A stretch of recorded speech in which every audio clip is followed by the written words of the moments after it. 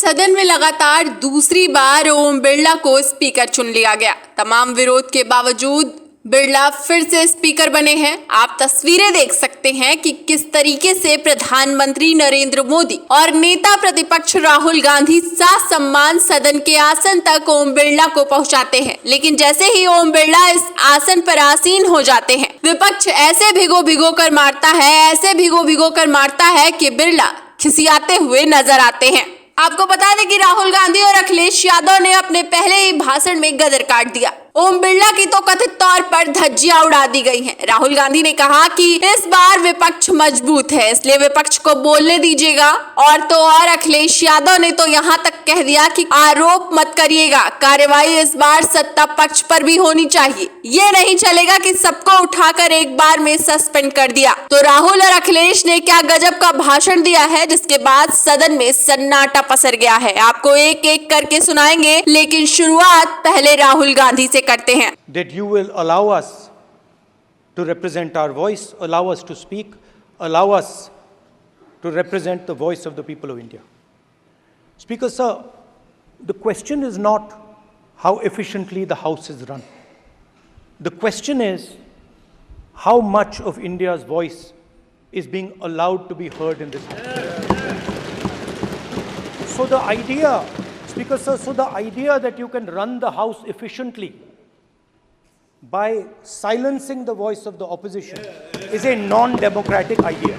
तो सुना आपने कि किस तरीके से राहुल गांधी ने नेता प्रतिपक्ष की ताकत दिखाई है। राहुल गांधी बोले हैं तो ऐसा बोले हैं कि ओम बिरला भी खिसियाते हुए नजर आ रहे हैं। राहुल गांधी ने साफ साफ कह दिया है कि इस बार पिछली बार जैसी स्थिति नहीं है, इस बार विपक्ष मजबूत है, हमें जनादेश मिला है, इसलिए लोगों की आवाज उठाने का मौका दीजिएगा। इस बार ये नहीं चलेगा कि विपक्ष को बोलने का मौका नहीं दिया जाए, और अगर इस बार आपने विपक्ष को बोलने का मौका नहीं दिया तो ये लोकतांत्रिक होगा और इसे हम स्वीकार नहीं करेंगे। आप अच्छे से जानते हैं कि पिछले कार्यकाल में राहुल गांधी के साथ ओम बिरला ने क्या कुछ किया। राहुल गांधी जब अपना भाषण दे रहे थे तो उनका माइक म्यूट कर दिया गया, और तो और जब राहुल गांधी भाषण दे रहे थे तो राहुल गांधी से ज्यादा ओम बिरला को दिखाया गया। जब मानहानि के केस में राहुल गांधी को सजा हुई, वैसे ही तुरंत ओम बिरला की तरफ से नोटिफिकेशन जारी करके राहुल गांधी की सदस्यता छीन ली गई, और तो और घर खाली करने का भी आदेश जारी कर दिया गया। राहुल गांधी लगातार ओम बिरला से मिलने का समय मांगते रहे, लेकिन ओम बिरला ने मिलने का समय तक नहीं दिया। तो पिछली बार क्या किया आप एक एक खबर जानते हैं, लेकिन राहुल गांधी ने कह दिया है कि इस बार ये मत करना, और इस बार चलने वाला तो बिल्कुल भी नहीं है। एक तरफ जहां राहुल गांधी बोले हैं, वहीं दूसरी तरफ अखिलेश यादव बोले हैं, और अखिलेश यादव बोले हैं तो ऐसा बोले हैं कि गदर काट दिया है। आपको बता दें, अखिलेश यादव ने तो साफ साफ कह दिया है कि इस बार ऐसा नहीं चलेगा कि सिर्फ विपक्ष पर आरोप की कार्रवाई की जाए, कार्रवाई इस बार सत्ता पक्ष पर भी होगी, और ऐसा भी नहीं चलेगा कि उठाकर सबको सस्पेंड कर दिया। इस बार आपको सदन की गरिमा का ख्याल तो रखना ही होगा। लोकसभा के निष्पक्षता इस महान पद की महान जिम्मेदारी है। आप लोकतांत्रिक न्याय के मुख्य न्यायाधीश की तरह बैठे हैं। हम सबकी आपसे अपेक्षा है कि किसी भी जनप्रतिनिधि की आवाज़ दबाई न जाए, और ना ही निष्कासन जैसी कार्रवाई दोबारा सदन की गरिमा को ठेस पहुंचाएं। आपका अंकुश विपक्ष पे तो रहता ही है, लेकिन आपका अंकुश सत्ता पक्ष पे भी रहे।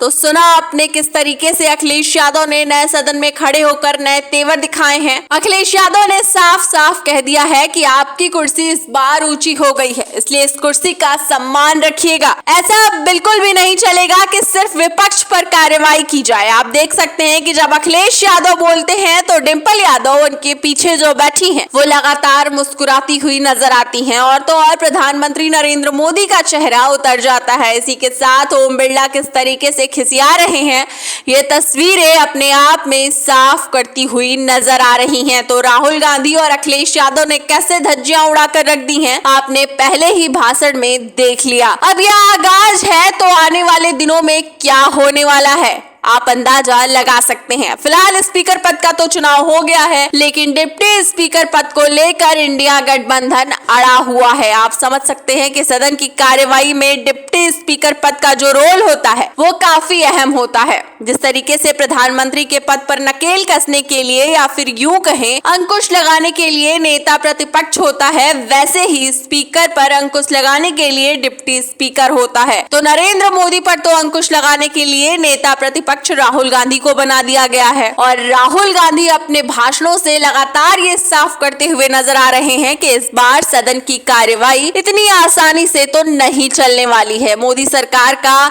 मनमानी रवैया नहीं चलने वाला है। इसी के साथ अब आप देख सकते हैं कि राहुल गांधी तो तैयार हैं, लेकिन राहुल गांधी के साथ जरूरी है सदन में कि इंडिया गठबंधन को डिप्टी स्पीकर का पद भी मिल जाए। आपको बता दें कि पिछले 5 साल जब बहुमत की सरकार आई भारतीय जनता पार्टी की, तो ये डिप्टी स्पीकर पद खाली छोड़ दिया गया। अब इसको लेकर डिप्टी स्पीकर पद को लेकर इंडिया गठबंधन ने ये कह दिया है अब तो ऐसा बिल्कुल नहीं चलेगा कि इस बार भी डिप्टी स्पीकर किसी को ना बनाया जाए। आपको बता दें परंपरा रही है कि डिप्टी स्पीकर पद विपक्ष को दिया जाता है, लेकिन भारतीय जनता पार्टी ये डिप्टी स्पीकर पद विपक्ष को नहीं देना चाहती, इसलिए डिप्टी स्पीकर पद ही खाली छोड़ दी गई। लेकिन इस बार इंडिया गठबंधन मजबूत है, इंडिया गठबंधन के पास सांसद है, इंडिया गठबंधन के पास नेता प्रतिपक्ष है। ऐसे में मोदी सरकार का क्या हाल होने वाला है आप अंदाजा लगा सकते हैं। पहले ही कहा था कि हम आसानी से मान जाएंगे, स्पीकर ओम बिरला को बना दिया जाएगा, आपको सपोर्ट कर देंगे, आप डिप्टी स्पीकर पद हमें दे दीजिए। लेकिन एनडीए इंडिया को ये पद देने के लिए तैयार नहीं है और इंडिया अड़ा हुआ है कि हमें तो डिप्टी स्पीकर पद ही चाहिए। अखिलेश यादव ने भी साफ कह दिया है कि डिप्टी स्पीकर तो इंडिया गठबंधन से ही होगा और राहुल गांधी भी अब आप देख सकते हैं कि किस तरीके से अड़े हुए हैं। दोनों ने अपने पहले भाषण में ही साफ कर दिया है कि सदन में क्या होने वाला है। फिलहाल मोदी सरकार टेंशन में दिखाई दे रही है, क्योंकि अगर सिर्फ ओम बिरला को स्पीकर बना दिया गया और डिप्टी स्पीकर नहीं हुआ तो रिमोट कंट्रोल की सरकार चलाई जा सकती है। लेकिन अगर ये डिप्टी स्पीकर पद विपक्ष के पास चला गया तो मोदी सरकार का क्या होगा आप अंदाजा लगा सकते हैं। तो फिलहाल सदन की इन तस्वीरों पर जिस तरीके से ओम बिरला को स्पीकर बनाया गया और फिर सुनाया गया राहुल गांधी और अखिलेश यादव के बयान पर आप क्या सोचते हैं, आपकी क्या राय है? और सबसे बड़ा सवाल तो ये खड़ा होता है कि आपको क्या लगता है कि एनडीए